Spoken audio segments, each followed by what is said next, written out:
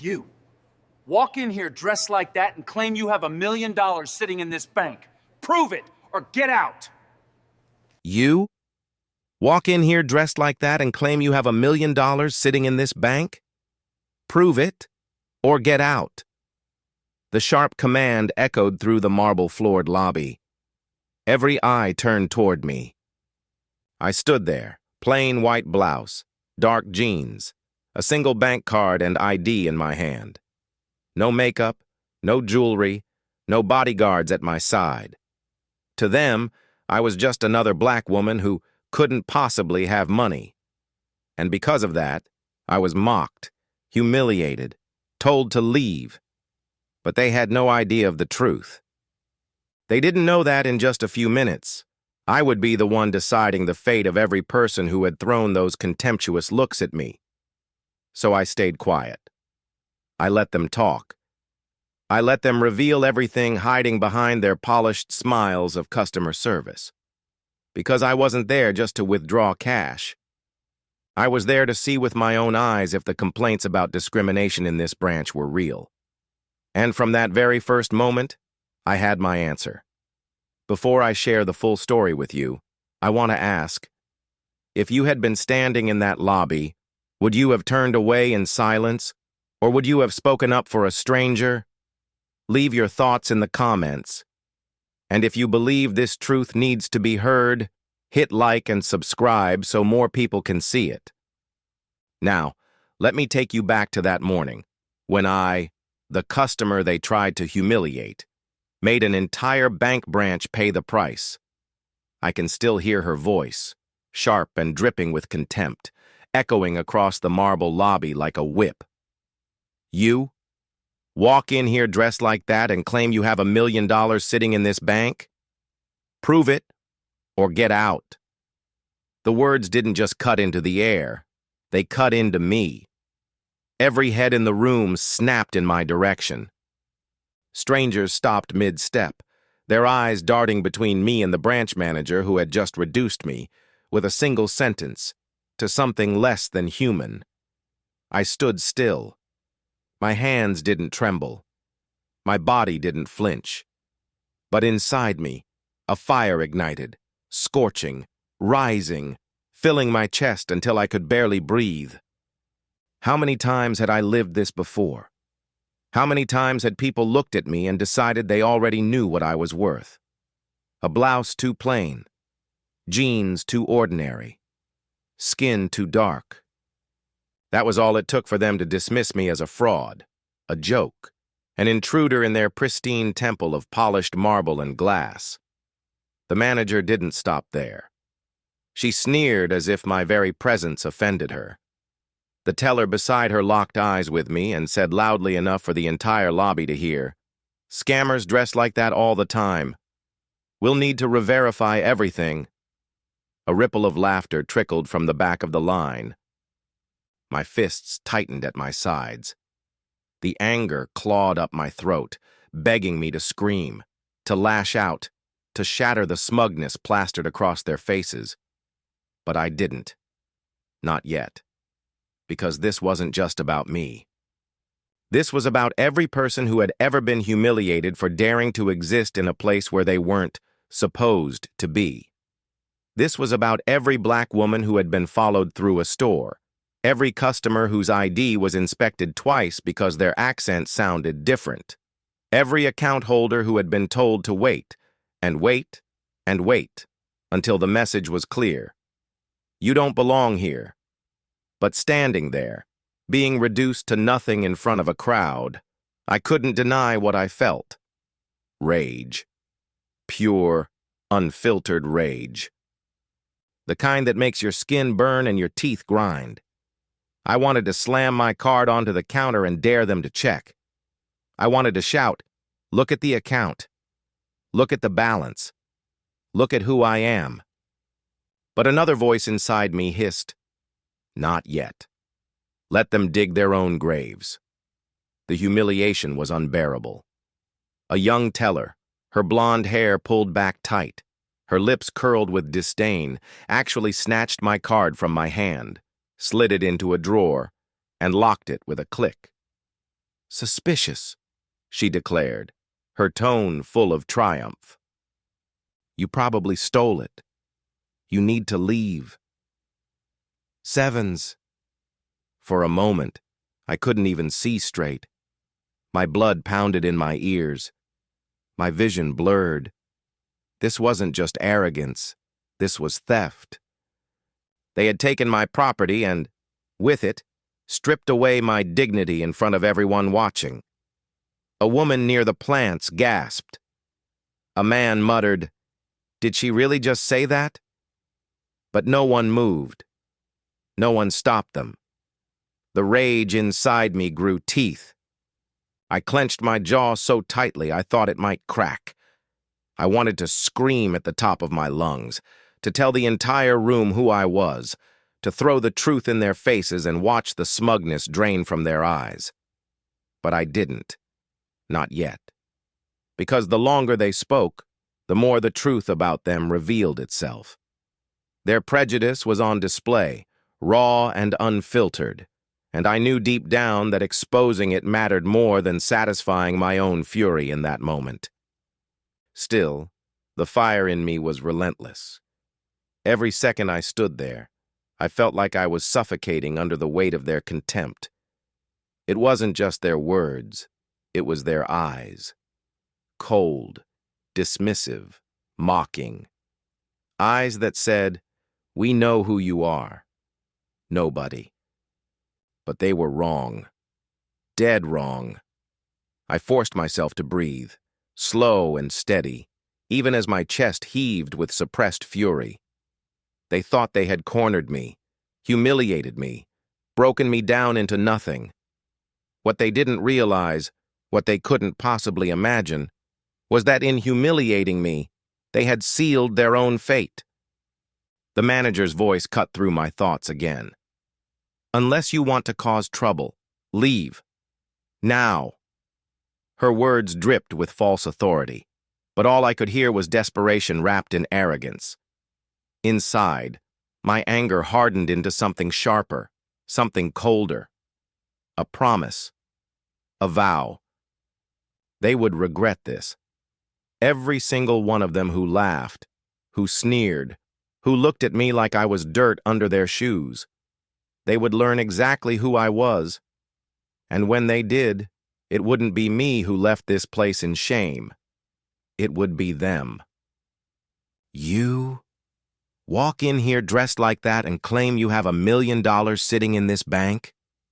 Prove it, or get out. The word struck me harder than any slap could. They rang across the marble lobby, echoing off the walls so that everyone, every single stranger within earshot, could hear. In that instant, I wasn't just a woman standing at a counter. I was a spectacle, a target, an object of ridicule. I froze.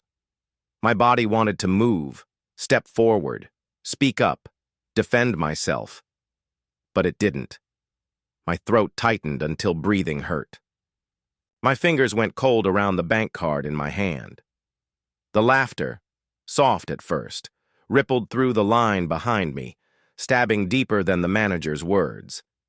I had been mocked before, dismissed before, but this was public degradation. All I could think was, not again. Because this wasn't the first time. Memories I thought I'd buried clawed their way back. 15 years old, clutching my grandmother's savings bond, being asked if I was running an errand because I couldn't possibly be trusted with something valuable. 25, trying to withdraw a down payment, being told to come back in a suit if you want to be taken seriously. 30, after closing my first big deal, still asked 3 times if I was authorized. Each moment had left its scar, and standing in that lobby, the scars split open all over again. The teller beside the manager leaned forward, her tone sharp, her eyes cold. Scammers dress like that all the time. We'll need to re-verify. She didn't even look at the screen. She looked at me, at my clothes, at my skin, and decided I was a fraud. I felt the heat rising in my face, not from anger this time, but from shame. My stomach twisted as though I'd been punched. I could feel every pair of eyes on me, strangers who didn't know me, didn't know what I carried, didn't know the life I had built, but who now saw me as suspicious, as undeserving, as less. Then came the final cut. A young teller, no older than 28, snatched my card straight from my hand. She slid it into her drawer, locked it with a loud click, and declared for everyone to hear. "This card looks suspicious. You probably stole it. You need to leave." Sevens. The sound of that lock was deafening. It was the sound of being stripped, of dignity, of belonging, of identity. I felt something collapse inside me. My chest tightened, and for a moment I thought I might break right there in front of them. I wanted to plead, to beg them to see me, to believe me. The humiliation pressed down on me until my knees felt weak. I glanced around the lobby. A woman covered her mouth with her hand, whispering in disbelief. A man shook his head but said nothing. Phones lifted, not to help, but to record. I wasn't a customer anymore. I was a scene, a headline, a viral clip in the making. It hurt more than I can explain. Not the accusation itself, I had faced worse, but the silence of the room. The way most people simply watched. The way their eyes slid over me, pitying but detached. It told me something I already knew too well. That dignity can be stolen in an instant, and most people will let it happen. Inside, my heart screamed. Why does it always have to be me? Why, after everything I've achieved, every barrier I've broken, do I still have to stand here and prove that I belong? I swallowed hard, but the lump in my throat refused to go down. The urge to cry burned behind my eyes, but I held it back. I wouldn't give them the satisfaction of seeing my tears. Still, the wound was deep. Every word, every sneer, every laugh carved into me like glass. The manager's voice rang again, cruel and absolute. "Leave. Now." Sevens. I didn't move. Not because I was strong, but because I was too broken in that moment to decide what to do. I felt small, smaller than I had in years.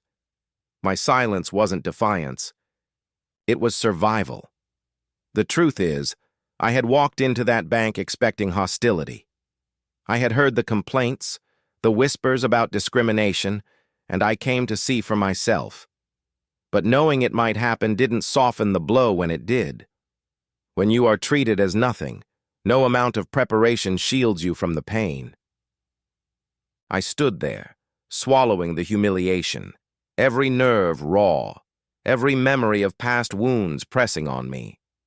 And as much as I wanted to fight back, in that moment all I felt was hurt.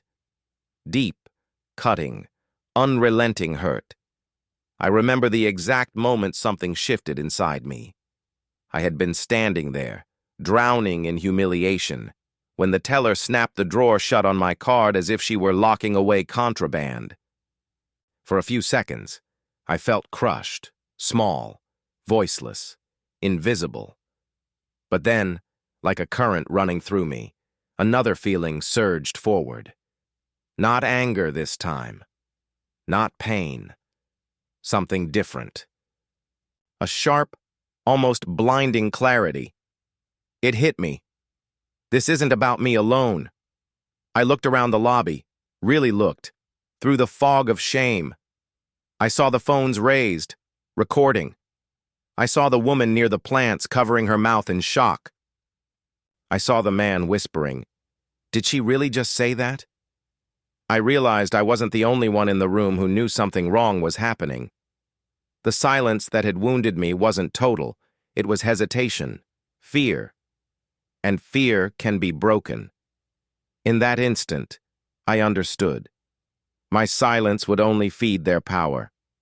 If I let them reduce me to nothing, then nothing would change. I had walked into this bank to see if the rumors were true, and now I had the truth screaming in my face. But truth without action is just another wound. The realization burned through me like sunlight piercing storm clouds. I had been here before, in different forms, at different ages, each time thinking dignity was something I had to earn by dressing the part, speaking carefully, proving myself. But the pattern never changed. No suit, no degree, no title, no balance in the world would ever shield me from prejudice. Because prejudice doesn't check your resume. It only checks what it wants to see. So I stopped thinking about myself as their victim. I stopped wishing I could disappear. Instead, I started to see the moment for what it truly was. An opportunity. A mirror held up not just to them, but to everyone watching, the customers in the lobby, the strangers online, even the silent employees behind the counter. If they wanted to treat me like nothing, fine. Let them. But when the truth came out, their own words, their own actions, would be the evidence. For the first time that morning, my chest loosened. The sting of humiliation was still there, but it no longer controlled me. I wasn't broken. I was awake. The manager barked at me again. "Leave. Now." Her voice shook with authority, but I heard something underneath it. Fear. She had overplayed her hand, and she knew it. And that's when I realized something even more powerful. She had no idea who she was talking to. A strange calm settled over me, as though the fire inside had cooled into steel. They thought they were exposing me, tearing me down, but really, they were exposing themselves. Every sneer, every insult, every violation of policy. They weren't writing my story. They were writing theirs.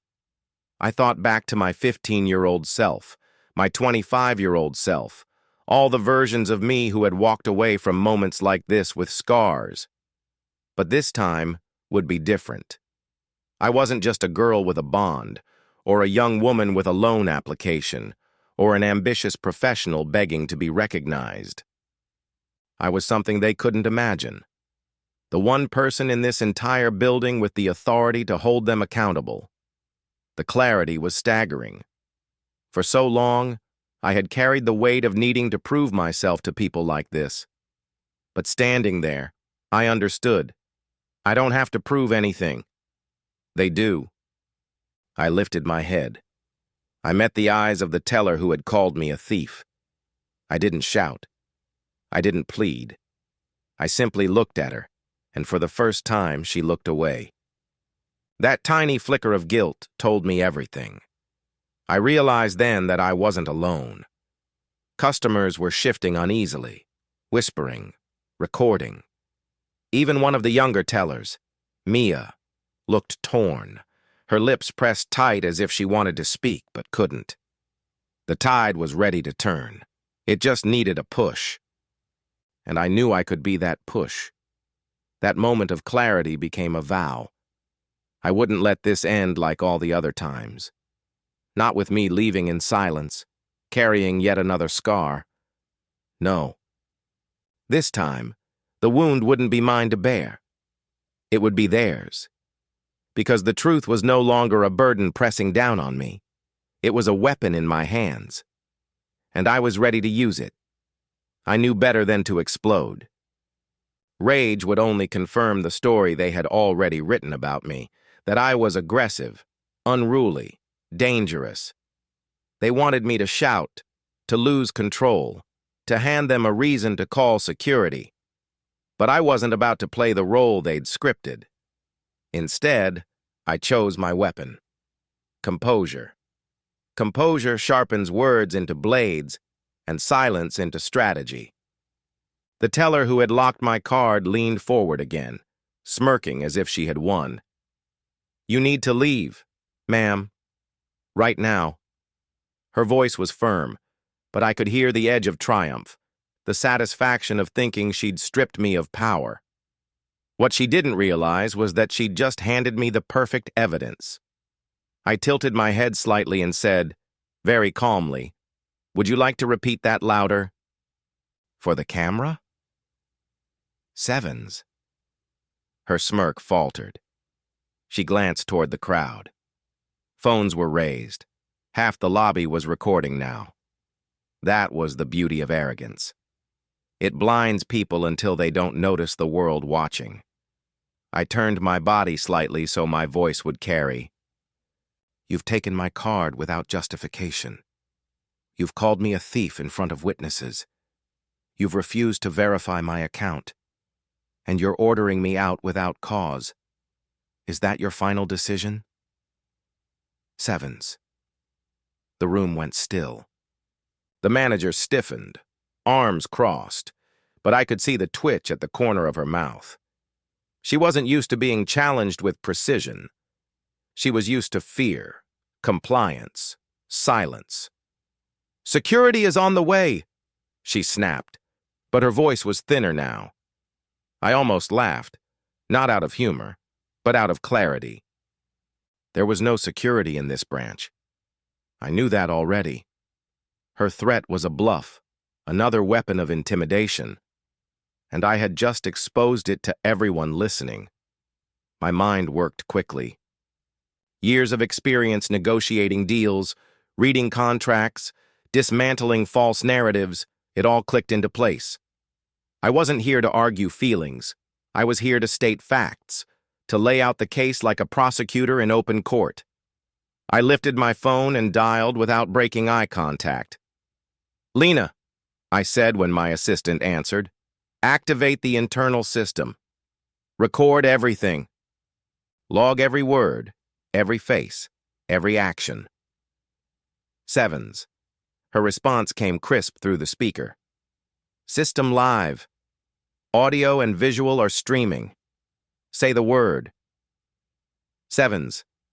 I didn't say the word. Not yet. Instead, I looked directly at the manager. "You're not just humiliating me," I told her. "You're writing your own record, and it's permanent." Sevens. Her face paled.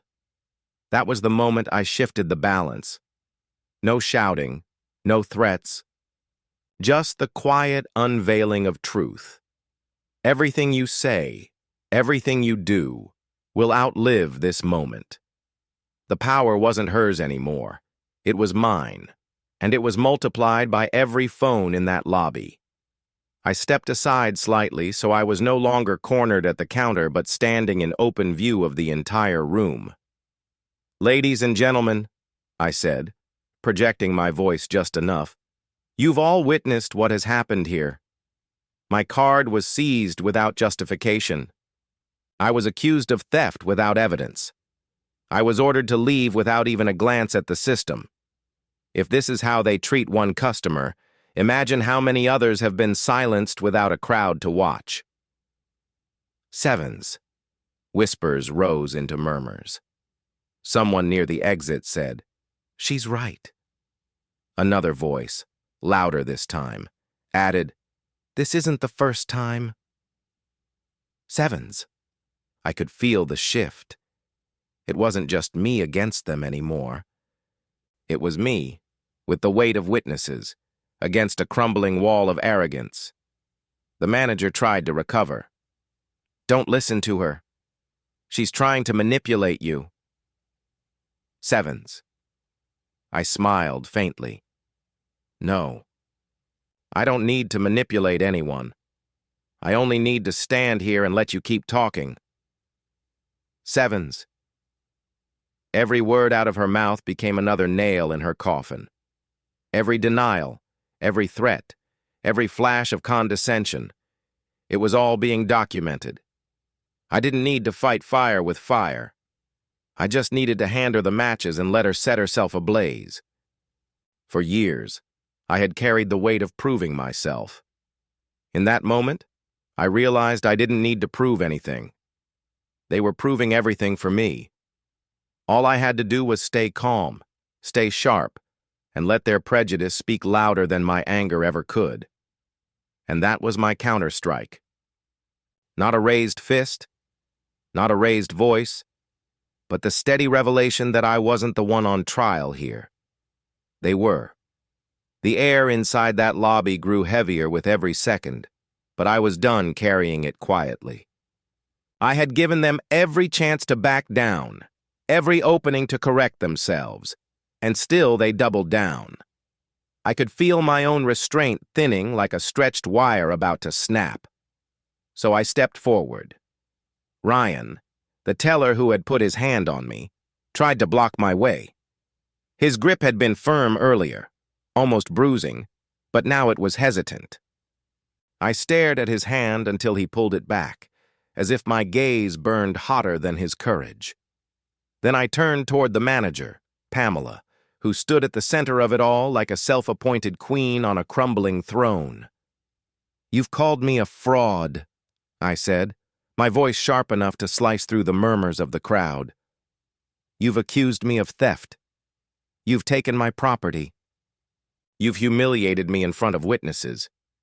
And you've ordered me out without ever once checking the facts. That ends now." Sevens. Her chin lifted, but I caught the flicker of fear in her eyes. She tried to mask it with venom. "You don't belong here," she snapped. "You're causing a scene." "Sevens?" I let out a low, humorless laugh. "A scene? No, Pamela. What you're witnessing is accountability, and it terrifies you." Sevens.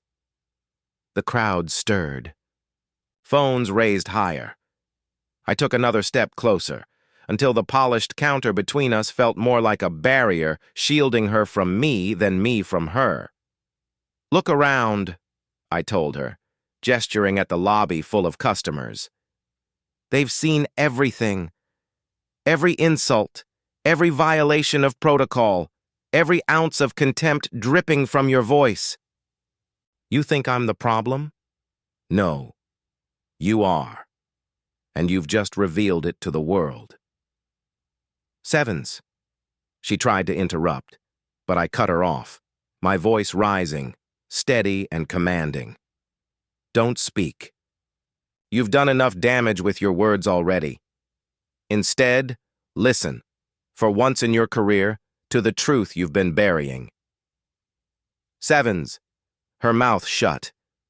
Not willingly, but because the pressure of the crowd made it impossible for her arrogance to breathe. I turned then to Sarah, the teller who had locked away my card. "You took something that wasn't yours. You accused me of stealing, while committing theft yourself. You think that drawer protects you? It doesn't. It only proves that your bias is stronger than your integrity." Sevens. Her face flushed red. She started to stammer a response, but I held up my hand and silenced her. "Don't bother. The drawer isn't locked anymore. It's open for everyone to see what you've done. And that shame will follow you long after this moment ends." Sevens. Ryan shifted uncomfortably. I turned my attention to him next. "And you," I said, my voice direct, unyielding. "You put your hands on me. Twice. Without justification. You escalated instead of de-escalating. That's not policy. That's power abused. You crossed a line you can't uncross." Sevens. He lowered his eyes. His lips moved as if to apologize, but no sound came. I straightened my shoulders, letting the weight of silence settle for just a beat. Then I declared it plainly, for everyone to hear. "I will not leave this building. I will not be silenced.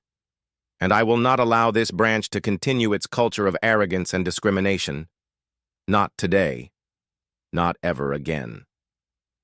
Sevens. The room erupted in whispers, gasps, and murmurs of agreement. A man near the exit shouted, "She's right." A woman by the teller line added, "This happens here all the time." Their voices built a wave behind me, One I had ignited, but that now carried itself forward. Pamela slammed her palm on the counter, desperate. This is my branch. I make the decisions here. Devens. I leaned forward, locking eyes with her. My words came slow, deliberate, thunderous. Not anymore. Devens. She recoiled, as though the force of those two words pushed her back. And for the first time, I saw it, the crack in her armor, the collapse of her control. I wasn't just confronting them, I was dismantling them, piece by piece, with truth sharper than any weapon. And in that moment, I knew. The balance of power in this room had shifted, permanently. The moment I said not anymore, I felt something harden inside me, not anger, not humiliation, but resolve. Cold, steady, unshakable resolve. This wasn't the time for hesitation.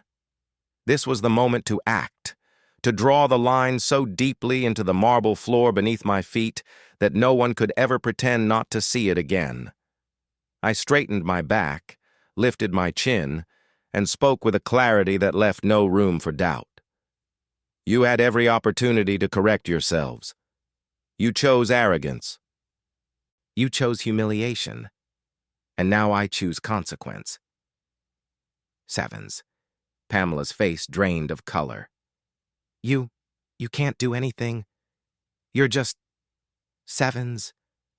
I cut her off, my voice sharp and absolute. No. I'm not just anything.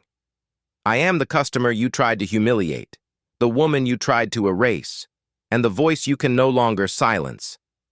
And I'm telling you now, your time here is over. Sevens. Her mouth snapped shut. For once, she had no comeback. I pulled out my phone again and pressed the speaker button. Lena, I said calmly, begin processing immediate terminations for Apex Bank 5th Avenue branch. Pamela Reed, branch manager. Sarah Clean, teller. Ryan Holt, teller. Effective immediately. Sevens. There was a pause, sharp, brief, electrifying. Then Lena's voice rang out, clear and steady. Confirmed. Digital access revoked. HR notified. Compliance alerted. Terminations in progress. Sevens. The sound of finality. Behind the counter, monitors blinked black. Pamela's screen froze, then shut down. Ryan's login flickered into nothing. Sarah reached for her drawer again, only to find her keypad locked, her access gone.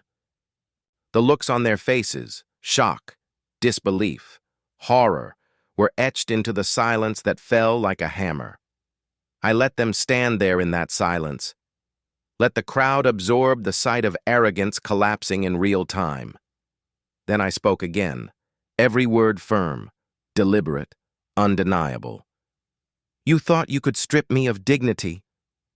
Instead, you stripped yourselves of authority. You thought you were untouchable. You're not. And today, everyone here sees it. Sevens. The lobby erupted, not in chaos, but in energy. Customers began clapping, some softly, some loudly. A woman whispered, "Finally." A man near the back muttered, "Justice." Phones tilted, capturing every second, sending it far beyond these walls. Pamela's lips trembled. This is illegal. You can't just... Sevens. I held up a hand, cutting her words off like a blade. You didn't ask for proof when you called me a fraud. You didn't follow policy when you seized my card. Don't talk to me about legality now. You wrote your own ending, Pamela. I'm just reading it aloud. Sevens. Her shoulders sagged. Sarah stepped back, pale as chalk. Ryan looked like a man begging the floor to swallow him whole. I turned then, not to them, but to the employees who had remained silent, and to Mia, the only one who had dared to speak up. "Let this be clear," I said. "Silence will not protect you. Courage will. Compliance with injustice will end your career. But standing for integrity, that's what this bank needs, and that's what will be rewarded." Sevens. Mia's eyes filled with tears, but she stood straighter. I gave her the smallest nod, one leader to another, and her trembling stopped. Then I faced the crowd, my voice rising, unwavering. "This is bigger than me. This is about every person who has ever walked into a place like this and been told, directly or indirectly, that they don't belong. Today, we end that pattern. Today, we say enough." Sevens. The applause grew louder now, steady and fierce, like a drumbeat behind me. I pressed the phone closer to my lips. "Lena, effective immediately. Lock down this branch. No further transactions. No appointments. No business as usual. The only business being conducted here today is accountability." "Sevens. Confirmed," Lena replied. Gasps rippled across the room. Some customers smiled, some simply nodded. But every single one of them knew. They weren't witnessing chaos. They were witnessing change. I looked back at Pamela one final time. She was shaking her head, muttering under her breath, but her monitor was still dark. Her authority was gone, drained from her hands as surely as she had tried to drain me of dignity. "You had power," I told her, "and you abused it. Now you have nothing. That's not my doing. That's your choice." Sevens. And with that, I turned away, not as someone defeated, not as someone merely surviving humiliation, but as the one who had taken control, made the call, and drawn the line. Decisions shape destinies. And in that lobby, I had just rewritten theirs. Justice is not always loud. Sometimes it arrives quietly, like a shadow sliding across the floor. Other times, it shakes the room until no one can deny its presence. That morning, in that marble-floored lobby, justice did both. When Lena's voice confirmed the terminations, a hush fell over the branch. Pamela's monitor still black, Sarah clutching the useless drawer key, Ryan staring at the floor. Those images were justice in motion. They weren't abstract concepts anymore. They were real, visible consequences unfolding in front of every witness. And I wasn't done. I took a slow breath, letting the silence stretch, then raised my voice so everyone could hear me, customers, tellers, even the trembling manager who had once thought herself untouchable. Today, this branch is no longer defined by arrogance. It is defined by accountability. What happened here will not be buried, and it will not be forgotten. It will be remembered as the day justice walked through these doors and demanded its due. Sevens. A man near the back clapped once, then twice. Soon the sound spread. Not thunderous applause, something steadier, heavier. Respect. Recognition. Pamela tried one last time, her voice breaking. "You don't have the authority." Sevens. I turned sharply, and my words cut like steel. Authority doesn't come from a title. It comes from integrity. And you surrendered yours the moment you chose prejudice over policy. Sevens. Her mouth snapped shut. The fight drained out of her. I looked then at Mia, the young teller who had spoken up when no one else would. Her eyes were wide, her hands trembling at her sides, but she met my gaze without flinching. "You did the right thing," I told her firmly. "Justice isn't about convenience. It's about courage. And you showed it." Sevens. Her lips parted, and she whispered, "Thank you." Sevens. That whisper carried more weight than all of Pamela's shouts combined. Turning back to the crowd, I lifted my phone again. Lena, open a compliance review for all discrimination complaints logged at this branch since 2020. No file ignored, no voice silenced. Every case will be investigated. Sevens. Confirmed, Lena's voice echoed. The murmurs grew stronger. A woman stepped forward, her voice trembling with emotion. They froze my father's account last year. No explanation. He felt humiliated. Another man added, My loan application sat for months. Now I know why. Sevens. Their words weren't just stories, they were testimonies. Evidence. Proof that this wasn't an isolated event, but a pattern. And with every testimony, the foundation of that toxic branch cracked further. You see? I said, turning in a slow circle so my eyes met those of every witness.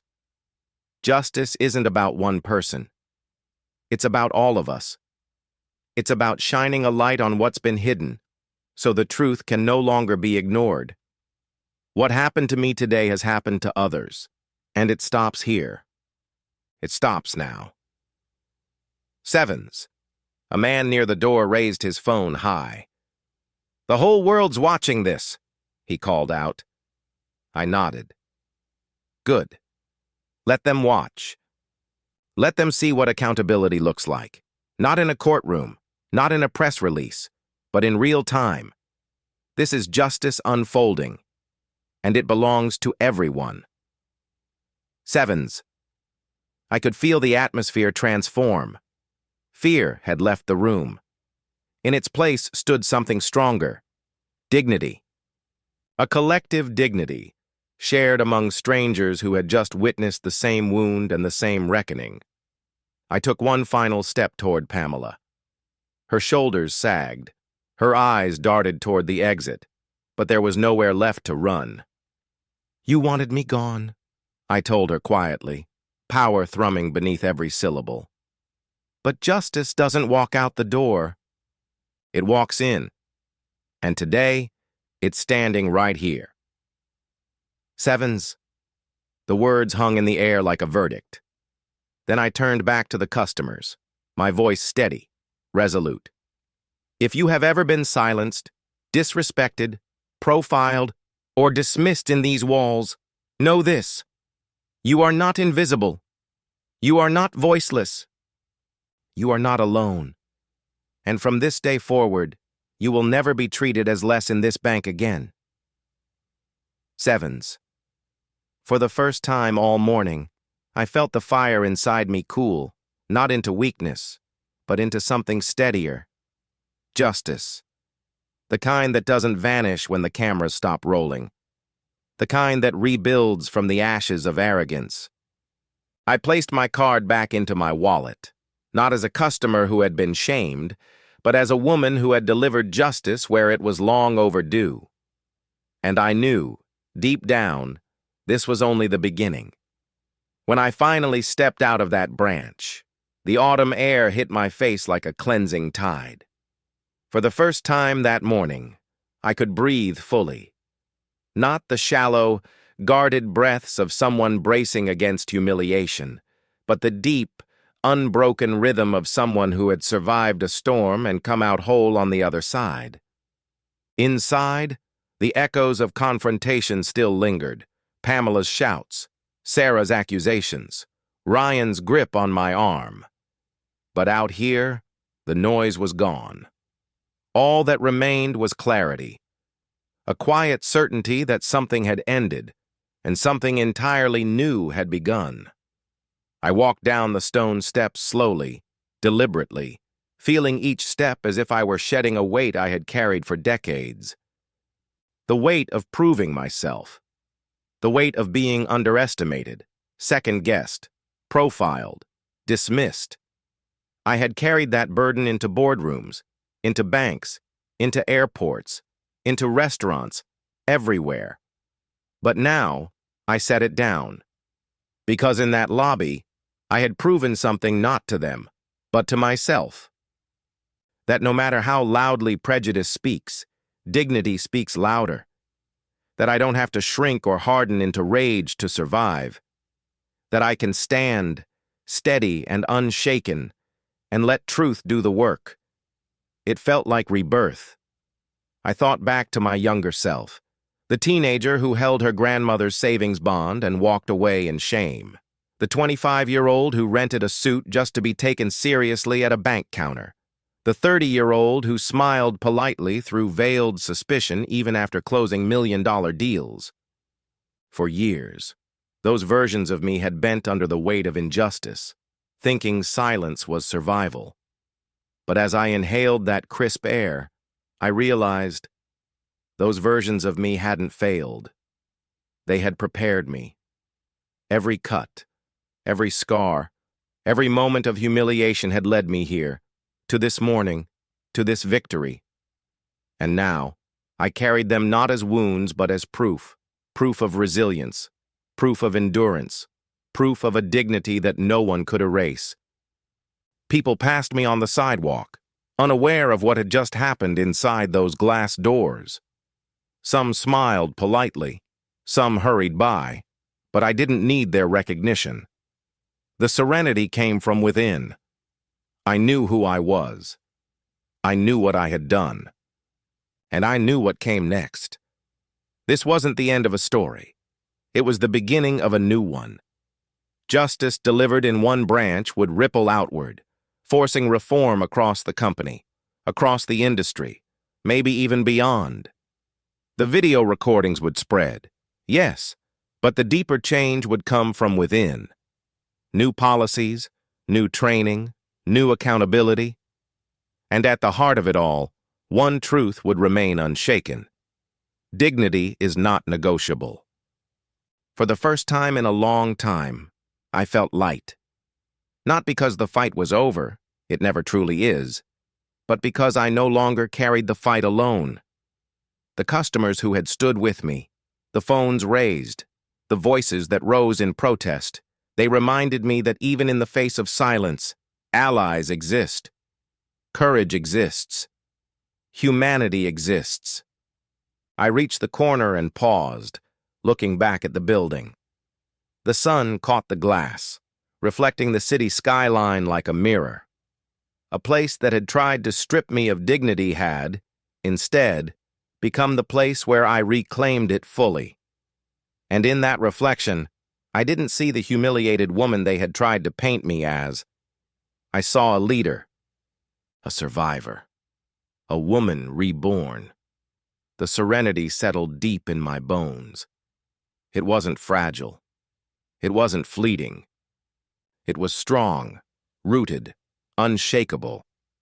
Like the calm after a storm that knows the ocean is still vast, still powerful, still endless. I smiled then, not a smile of triumph, not of revenge, but of release. Because I no longer needed to fight for the right to belong. I had always belonged. The only thing that had changed was that now, everyone else finally knew it too. And with that realization, I turned forward, ready to walk into the next chapter, not as someone carrying old scars, but as someone carrying new strength. Strength isn't always about muscle or volume. Real strength is presence. It's the unshakable certainty in your voice when the world expects you to stay silent. That morning, in that bank, I discovered my strength was larger than the marble walls around me, larger than the fear they had tried to plant in me. And once I stepped fully into it, there was no going back. I re-entered the branch after speaking outside with Lena and the board. Not to finish a transaction. I no longer needed the money I had come for, but to finish what I had started. The lobby grew quiet as I walked back through the glass doors. Phones were still recording. Customers were still murmuring. And the disgraced employees stood behind the counter, powerless, pale, waiting for an ending they couldn't control. I gave it to them. "Listen carefully," I said, my voice carrying like a verdict. "What happened today is not just an incident, It's a turning point. From this day forward, this bank will not tolerate silence in the face of prejudice. Anyone who chooses arrogance over respect, anyone who looks at a customer and sees less instead of equal, has no place here. Sevens. My words landed like stones dropped into water, rippling outward. Some employees shifted uneasily. Others looked at me with cautious relief. I could feel their thoughts. Is she serious? Will she really change things? Yes, I would. I stepped closer to the counter, no fear in my stride. Pamela Reed, I continued, you used authority as a weapon. You abused power to humiliate, not to serve. Your career here is finished. Ryan Holt, you chose to put your hands on a customer instead of checking facts. That was your choice, and now you live with it. And Sarah Clean. I locked eyes with her, letting the silence build. You called me a thief while holding my card in your locked drawer. That hypocrisy will follow you far beyond this branch. Sevens. They said nothing. Their silence was confirmation enough. I turned to the crowd. But this is not just about punishing a few. This is about rebuilding. Mia Brooks stood up today. She spoke when no one else dared. That is strength. That is integrity. And starting today, that is leadership. Sevens. Mia's hand flew to her mouth, eyes wide. I gave her a firm nod. Effective immediately, she will work with corporate compliance to review every discrimination complaint filed since 2020. Not one will be buried again. Sevens. The lobby erupted in applause. Not polite clapping this time, but something deeper, fiercer. Customers pounded their hands together, some even cheering. The sound shook the very air, and I let it wash over me. Understand this, I said, raising my hand for quiet. Strength is not in belittling others. Strength is in protecting them. Strength is in standing firm when injustice tries to break you. Today I stand, not just for myself, but for every person who has walked into this bank and left with a scar. Sevens. I could feel the words vibrate in my chest as I spoke them, not rehearsed, not scripted, raw truth pulled from a lifetime of scars that had finally turned into armor. Pamela tried to mutter something about unfair treatment, but I cut her off with a look so sharp she fell silent. You wanted power without responsibility, I told her, but true strength always carries both, and you were never strong enough to bear it. Sevens. Her eyes fell to the floor. I took one final step forward, standing at the very center of the lobby, the place where it had all begun. Let this be remembered, I declared, not as the day a woman was humiliated, but as the day she stood, strong and unbroken, and changed the story for everyone who came after her. Sevens. The applause roared again, louder this time, and in it I felt something shift, not just in me, but in them. The customers, the employees, even the air itself seemed to stand taller. Because strength, real strength, doesn't shrink. It spreads. And I knew then, with unshakable certainty, I had not just defended my dignity. I had redefined what dignity meant inside those walls. That was power. That was strength. And it was mine. When the applause finally softened and the lobby quieted, I stood still, letting the silence fill the space. It wasn't an awkward silence. It was the kind that follows something undeniable, something that shifts the ground beneath people's feet. I felt it in my bones. This moment had value far greater than $1 million withdrawal. For so long, I had been measured in numbers, net worth, revenue, assets under management. The world had weighed my value on balance sheets and quarterly reports. But standing there, with customers still filming, with strangers nodding in solidarity, I realized my true worth wasn't in the billions. It was in this: refusing to let anyone strip away my dignity, and proving to everyone watching that no one's humanity should ever come with conditions. I looked at the faces around me. Some were tense, some were relieved, but all were watching, absorbing. A woman in a blue dress whispered to her friend, "She didn't back down." A young man near the entrance muttered, "That's strength. That's respect." Their words weren't about my wealth, or my title, or even my authority. They were about something deeper. My insistence on being treated as a person, no more and no less. That was when it struck me. Value isn't in what you own. It's in what you stand for. I turned back toward Mia, who stood a little straighter now, her shoulders no longer weighed down by fear. "You spoke up because you believed respect mattered," I told her. "That's value. That's the kind this bank needs to honor." Her eyes glistened, and she nodded slowly. Then I faced the customers. "What you've witnessed today is more than a firing or a confrontation. It's proof that no matter your background, your clothes, or your skin, you carry value the moment you walk into this building. And if anyone ever makes you feel otherwise, they are the ones who don't belong here." Sevens. A murmur of agreement spread. A man by the teller line said, "That's how it should have always been." Sevens. I thought back to my younger self again, the girl who had walked out of banks humiliated, the woman who had been told she needed to look the part. How many years had I let others define my value by the surface, by appearances, by assumptions? Too many. But not anymore. Because today, I had proven to myself that my worth isn't dependent on recognition. It isn't fragile, waiting for someone else's approval. My worth is inherent, unshakable. It lives in my voice, in my choices, in the way I refuse to let silence be my cage. Pamela still stood there, deflated, her authority gone. Sarah's face was pale. Ryan's hands hung limp by his sides. Once, their judgment would have pierced me, left me questioning myself. But now, looking at them, I felt nothing. Their opinions had no weight anymore. Their dismissal couldn't diminish me, because my value didn't come from their permission. It came from me. I spoke one final time, steady and clear.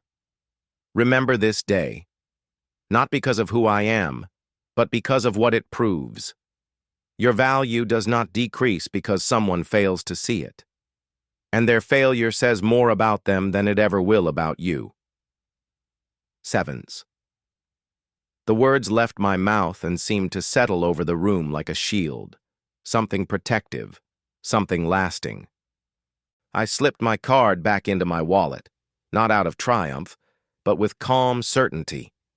I didn't need to prove I had money. I didn't need to prove I had power.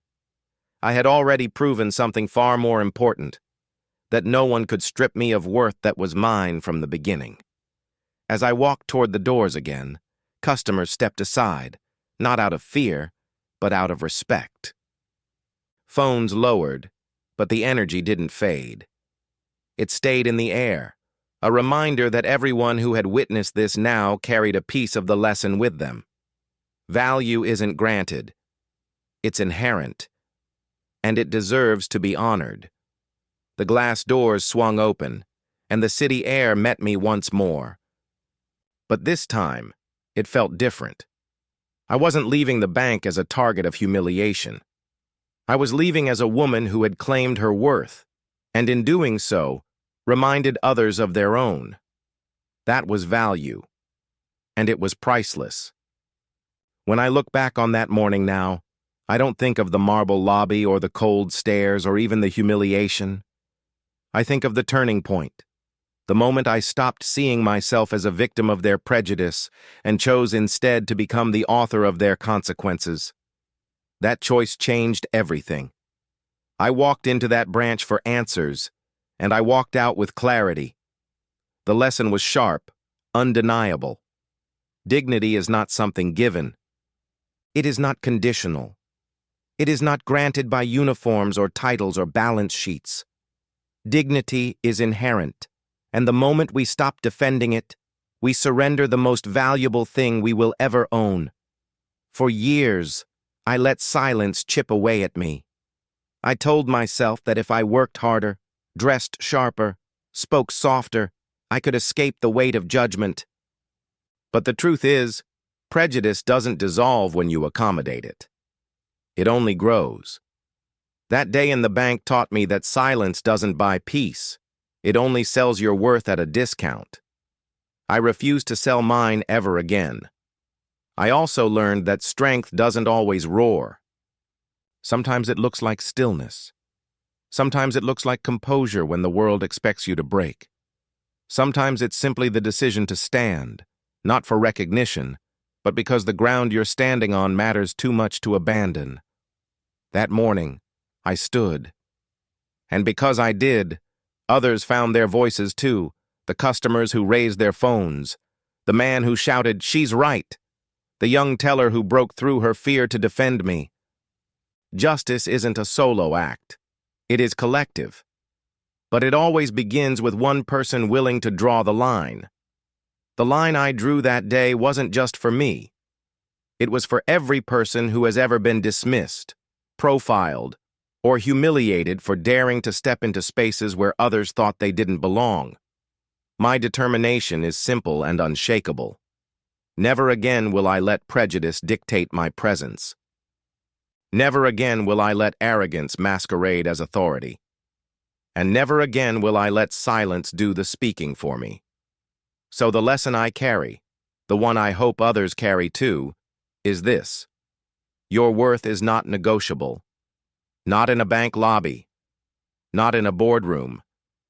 Not anywhere. The moment you believe otherwise, you hand over the power that was always yours. That morning ended with firings, policy changes, and reforms. But the real victory wasn't institutional. It was personal. It was the unshakable realization that I am enough as I am. That my voice, steady and uncompromising, is stronger than their prejudice. That no one defines my value but me. And with that lesson carved into my soul, I move forward with determination, not just to protect my own dignity, but to ensure no one else has to stand in a lobby, humiliated and silent, ever again.